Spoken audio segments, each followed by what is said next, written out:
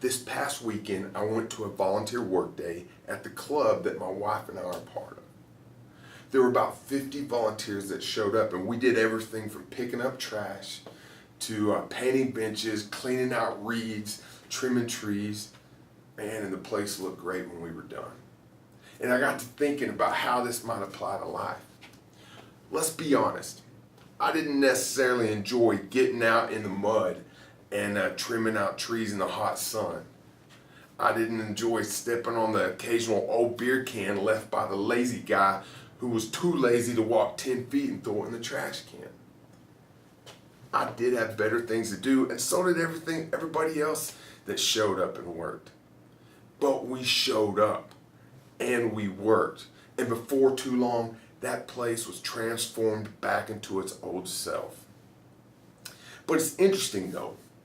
We'll drive by and see a piece of land that has been let go, or maybe an old house that hadn't been kept up, or we hear about a company that growth has become stagnant and turnover is high.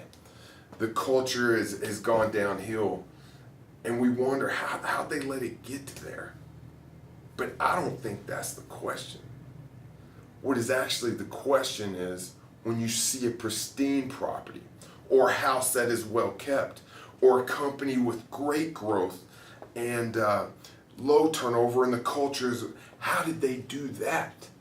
Because it is easy to sit by and let things grow up around you. It's easy to avoid change. It's easy to throw trash. It's easy to gossip. It's easy to stay home and do what you want to do. It's easy to not show up and take part in a company function because there's something better to do. It's easy to just sit down and stay in your personal silo and not look out of your own personal preference. It's easy to avoid those jobs that is outside of your job description. It is easy to just not show up.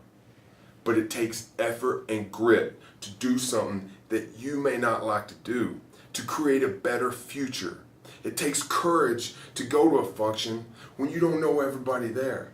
It takes selflessness to show up to work to improve a place or to make a company better when you won't even get paid more for it, when you have something better to do.